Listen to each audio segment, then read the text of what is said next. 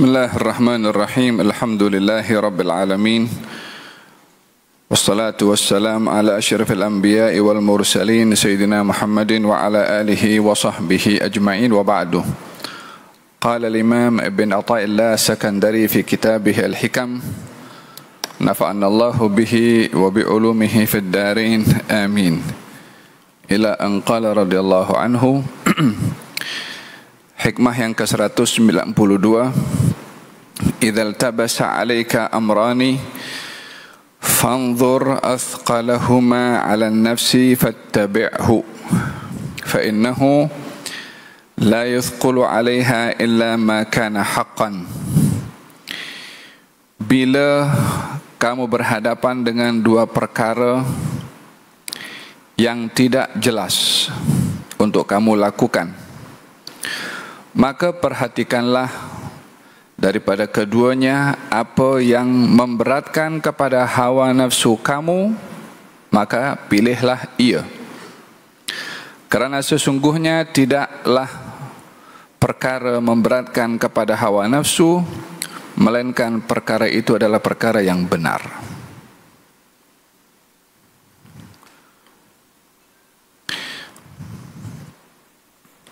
Hikmah berbicara mengenai bagaimana kita memilih satu daripada dua atau tiga perkara. Tentunya dalam hal ini pilihan bukan antara yang benar dan salah, karena bila dihadapkan dengan dua perkara yang satu benar, yang satu salah, maka dalam hal ini bukanlah bebas untuk memilih, karena tak seorang pun akan membenarkan dirinya memilih yang salah. Tetapi yang dimaksudkan adalah memilih yang lebih benar di antara yang benar, memilih yang lebih baik di antara yang baik. Macam mana kita akan mengetahui dua perkara baik, yang satu lebih baik? Antara perkara yang wajib dan perkara yang sunnah, atau dua perkara yang dua-dua wajib, hanya yang satu wajibnya saat ini, yang satu lagi wajibnya di kemudian hari, atau dua-dua sunnah, seperti orang berzikir dan orang mencari ilmu. Dua-dua perkara yang wajib. Orang bersedekah, orang bersilaturahim. Dua-dua perkara yang baik. Membantu orang atau berbuat baik kepada jiran, dua-dua baik. Tapi manakah yang lebih baik? Syekh di sini ada mengatakan bahwasanya hawa nafsu memainkan peranan di antara dua pilihan yang mesti dipilih. Dan hawa nafsu ini memainkan peranan untuk memilih apa yang disukai oleh hawa nafsu, dan biasanya itu kurang menepati kepada kebenaran atau kurang baik. Kalaupun baik tapi kurang baik. Apa sebab? Disebabkan oleh karena hawa nafsu ini suka memerintahkan kepada seseorang. Kalau tidak berjaya memerintahkan seseorang melakukan perbuatan dosa, maka dia akan perintahkan berbuat yang makruh. Jika ia tidak berjaya memerintahkan yang makruh, maka dia akan memerintahkan yang baik, bukan yang lebih baik. Di sini kita berbicara tentang hawa nafsu dan juga keinginannya. Hawa nafsu ini, hadirin dirahmati oleh Allah Subhanahu wa taala, ada 6 kategori. Yang pertama adalah hawa nafsu ammarah. Hawa nafsu ammarah adalah hawa nafsu yang suka memaksa seseorang melakukan perbuatan yang batil dan tidak merasa bersalah melakukan perbuatan yang batil. Ada hawa nafsu ammarah. Hal ini diuraikan oleh Allah Subhanahu wa taala di dalam Al-Qur'anul Karim ketika Qabil membunuh kepada Habil Katanya fatawa'at lahu nafsuhu qatla akhihi faqatalahu. Maka hawa nafsu Qabil memaksa kepada Qabil untuk bunuh Habil, maka dibunuhlah Habil. Ayat menyebutkan hawa nafsu Qabil paksa, suruh. Ya, kalimat paksa itu bukan hanya menyuruh tapi memaksa. Dalam suruhan itu memaksa. Hawa nafsu seseorang yang seperti ini, yang memaksa kepada seseorang untuk melakukan perbuatan maksiat, namanya nafsu ammarah. Yang kedua adalah nafsu lawamah. Hawa nafsu lawamah ini seseorang melakukan maksiat karena kehendak hawa nafsunya, tetapi dia menyesal setelah berbuat perbuatan dosa itu, dan dia tegur. Ketika ditegur dirinya oleh dirinya sendiri atas perbuatan salahnya untuk insaf, itu namanya hawa nafsu lawamah. Hal ini juga disebut oleh Allah dalam Al-Quran, la uqsimu bin nafs, la uqsimu biyawmal qiyamah, wa la uqsimu bin nafsil lawamah. Aku bersumpah demi hawa nafsu yang lawamah. Kalimat lawamah daripada kata lama yalumu, artinya mencela. Namun Allah menyebutkan pada ayat ini lawamah. Dalam sastra Arab, kalau disebut lawamah atau bahasa dengan sirah mubalaghah, artinya yang berlebih-lebihan. Kalau mencela bukan sekali dua, tapi bersungguh-sungguh dan berlebih-lebihan. Kalau berbuat baik bukan sekali dua, tapi berlebih-lebihan banyak melakukan kebaikan. Itu mubalaghah. Hawa nafsu yang hanya tegur dirinya ketika berbuat salah sekali, ia bukan hawa nafsu lawamah, karena dia hanya tegur sekali saja. Tapi setiap kali dia berbuat salah ditegur oleh dirinya sendiri, barulah itu dikatakan hawa nafsu lawamah. Jadi yang pertama namanya ammarah, yang kedua namanya lawamah. Oleh sebab itu, lawamah ini kedudukan hawa nafsunya masih dalam peringkat yang baik, karena dia tegur dirinya, dan teguran itu sebagai permulaan insaf. Oleh sebab itu Allah gunakan ia sebagai sumpah. Kalau dia tak elok, maka tak akan digunakan oleh Allah sebagai sumpah. Wala uqsimu bin nafsil lawamah. Aku bersumpah demi hawa nafsu yang mencela berkali-kali kepada dirinya atas perbuatan dosanya. Jadi alangkah baiknya bila seseorang atau seorang itu memiliki sifat yang baik dan hawa nafsu yang baik, bila dia tergelincir melakukan salah dan dosa, dia sentiasa tegur, dan teguran itu membuahkan hasil insaf. Ada hawa nafsu lawamah. Yang ketiga, hawa nafsu al-mulhamah. Hawa nafsu yang diberi ilham oleh Allah. Diambil daripada firman Allah Subhanahu wa taala, wa nafsi wa ma sawaha fa alhamaha fujuraha wa taqwaha.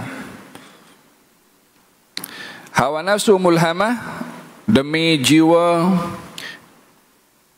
dan zat yang menciptakannya, demi hawa nafsu dan zat yang menciptakannya, yang memberikan kepadanya ilham, memberikan kepadanya ilham. Fujuraha wa taqwaha, akan perbuatan yang baik, perbuatan yang buruk, dan perbuatan yang baik. yakni diilhamkan perbuatan yang buruk bukan untuk melakukannya tapi menghindarinya. Diilhamkan perbuatan yang baik bukan untuk menjauhkannya tapi melakukannya. Dengan demikian namanya hawa nafsu itu nafsu al-mulhamah. Hawa nafsu mulhamah ini lebih baik daripada lawamah. Kalau lawamah lebih kepada teguran atas kesilapan. Kalau mulhamah ilham untuk melakukan dan menghindarkan diri. Melakukan yang baik dan menghindarkan diri daripada tidak baik. Namun belum tentu orang mendapat ilham perbuatan baik dia buat, atau mendapatkan ilham perbuatan itu tak baik dia menghindarkan. Kadang-kadang telajak juga. Yang keempat, hawa nafsu al-mutmainnah. Allah Subhanahu wa taala berfirman dalam Al-Qur'anul Karim, ya ayyatuhan nafsul mutmainnah. Yang kelima, radhiyah. Yang keenam, mardhiyah. Ya ayyatuhan nafsul mutmainnah, irji'i ila rabbiki radiyatan mardhiyah fadkhuli fi ibadi wadkhuli jannati radiyatan mardhiyah. Hawa nafsu yang ridha dan hawa nafsu yang diridhai.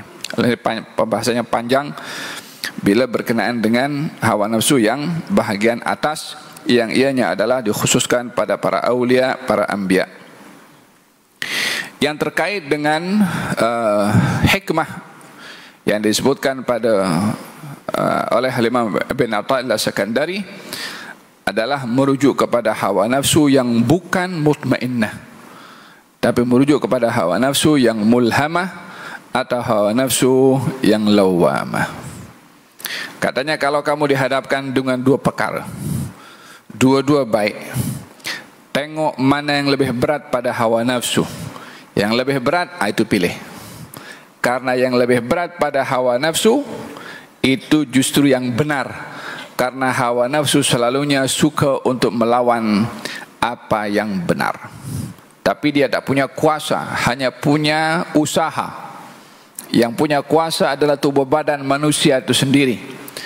Kisah pembunuhan Qabil terhadap Habil itu, hawa nafsunya hanya suruh saja, bunuh dia. Yang melakukan pembunuhan adalah tubuh badannya Qabil terhadap Habil.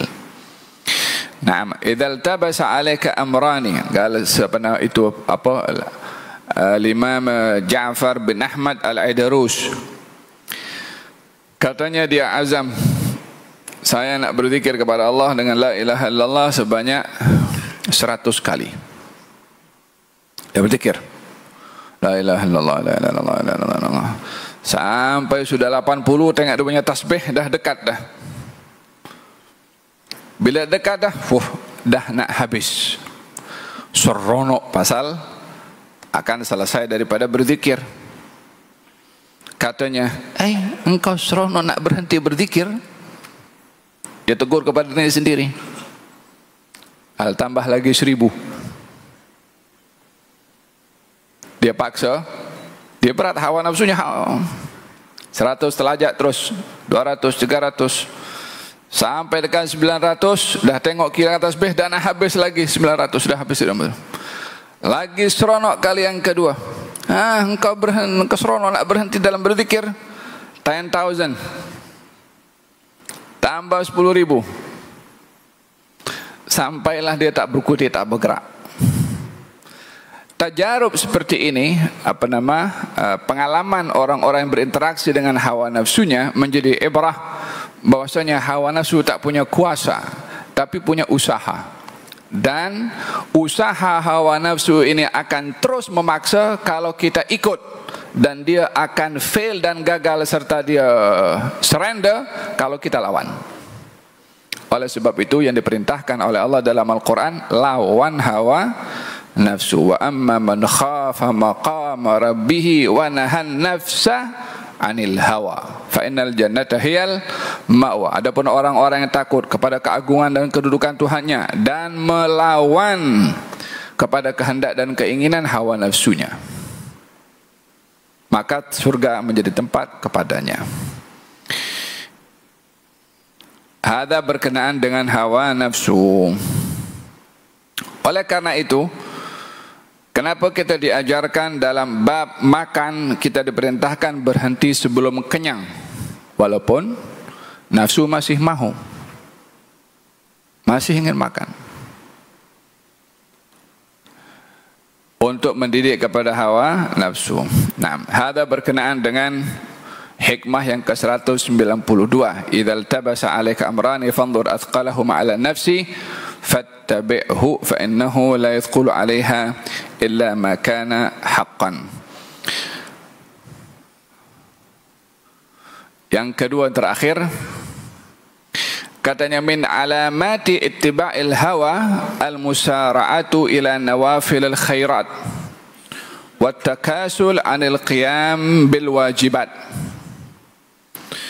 Tanda seseorang mengikut kepada hawa nafsunya adalah segera dalam melakukan perbuatan sunnah dan malas untuk melakukan perbuatan yang wajib.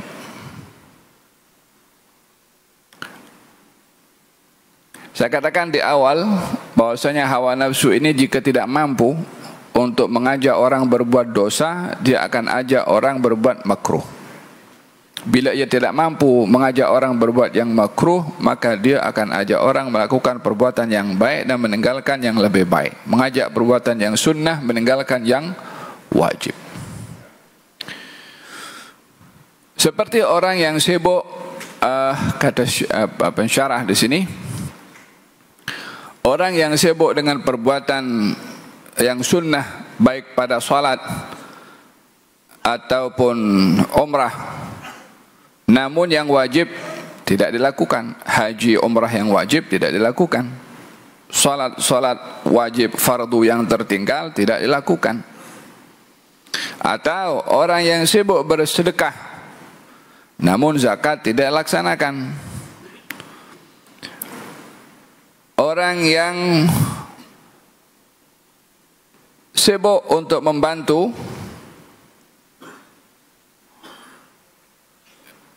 namun meninggalkan yang lebih wajib, maka dalam hal ini dia mengikut kepada hawa nafsunya karena melakukan yang sunnah, meninggalkan yang wajib.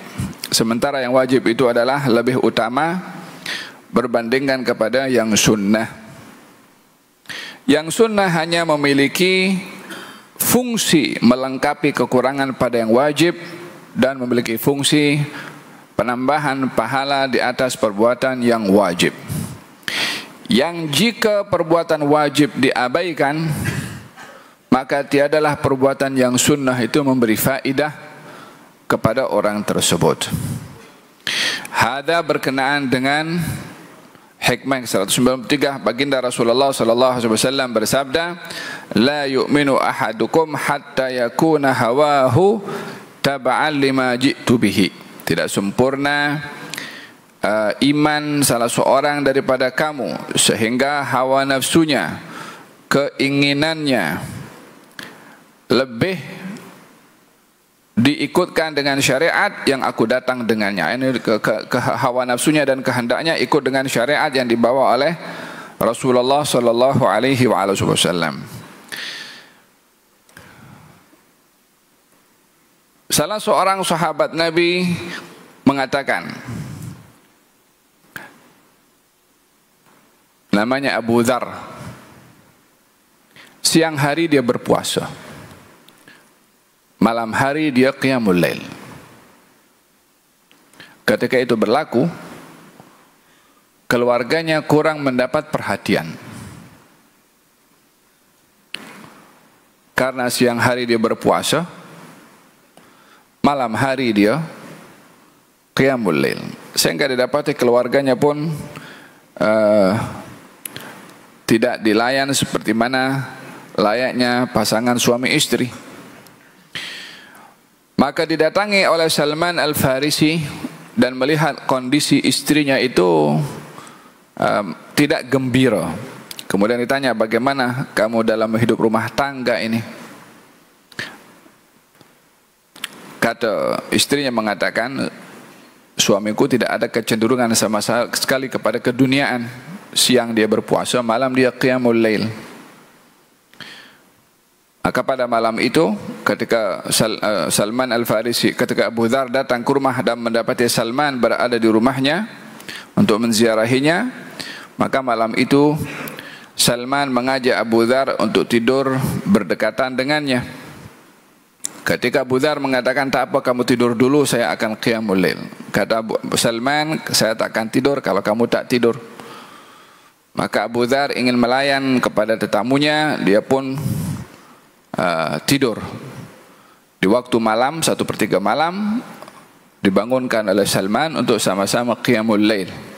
Keesokan harinya dihidangkan makanan. Salman mengatakan kepada Abu Dzar, jom kita makan bersama. Kata Abu Dzar, saya berpuasa. Kata Salman, kalau kamu tak makan, saya tak makan.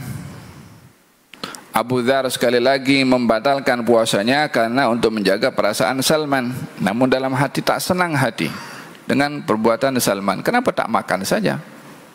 Kenapa mesti saya terpaksa untuk membatalkan puasa untuk menemani dia makan?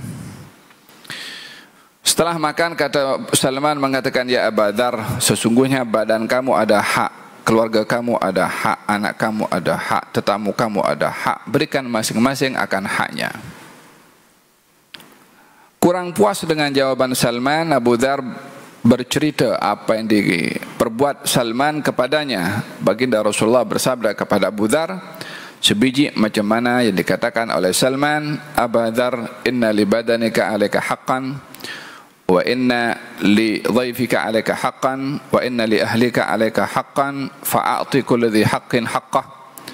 Badan kamu ada hak, keluarga kamu ada hak, tetamu kamu ada hak, berikanlah masing-masing akan haknya. Dalam hal ini, menjaga keluarga satu hal yang wajib. Puasa yang sunnah dan qiyamul lail yang sunnah, jangan sampai menjejaskan perbuatan yang wajib, walaupun nampaknya melakukan satu ibadah. Katanya bahagian daripada mengikuti hawa nafsu bila orang itu segera melakukan yang sunnah namun mengabaikan perbuatan yang wajib. Seorang sahabat Nabi nampak segak ketika datang kepada Rasulullah. Kemudian bertanya, Rasulullah, saya ingin berpuasa, apa panduannya? Katanya berpuasa sebulan 3 hari. Katanya saya mampu lebih dari itu. Kalau begitu berpuasa seminggu 2 kali, Isnin dan Khamis. Katanya saya mampu lebih dari itu. Katanya yang lebih dari itu adalah berpuasa Nabi Daud, 1 hari puasa, 1 hari tidak. Katanya saya mampu lebih daripada itu. Dia nak berpuasa setiap hari. Kata Nabi, tak ada yang lebih baik dari itu. Dia paksa juga dirinya berpuasa setiap hari. Setahun kemudian jumpa dengan Rasulullah dalam keadaan kurus. Nabi pun tak cam pada wajahnya tahun lalu yang datang kepada Rasulullah. Kemudian ya Rasulullah, engkau tidak ingat kepada saya. Kata, siapa kamu? Tak cam kepada wajahnya. Kalau saya fulan yang bertanya kepada engkau pasal puasa. Kalau apa jadi dengan badanmu? Dia kata saya berpuasa setiap hari. Sahabat itu akhirnya menyesal kenapa tidak ikut apa yang disuruh oleh Nabi, cara berpuasa dengan secara sederhana. Dalam hal ini dia ingin melakukan perbuatan yang sunnah, tetapi dia menjejaskan kepada hal yang wajib. Maka dalam hal ini kita mengambil kesimpulan bahwa berinteraksi dengan hawa nafsu, memerhatikan antara kehendak hawa nafsu yang baik ataupun yang tidak, bila dihadapkan dengan 2 perkara, mana yang berat untuk dilakukan oleh hawa nafsu, kedua-duanya baik ya, kedua-duanya baik. Mana yang lebih yang malas hawa nafsu nak buat, maka buat itu. Karena itu pastinya benar, karena hawa nafsu lebih suka kepada menghalang seseorang mendapatkan pahala yang lebih. Atau tandanya adalah bila seorang sibuk dengan hal yang sunnah, meninggalkan yang wajib, maka ia bahagian daripada mengikut kepada hawa nafsu.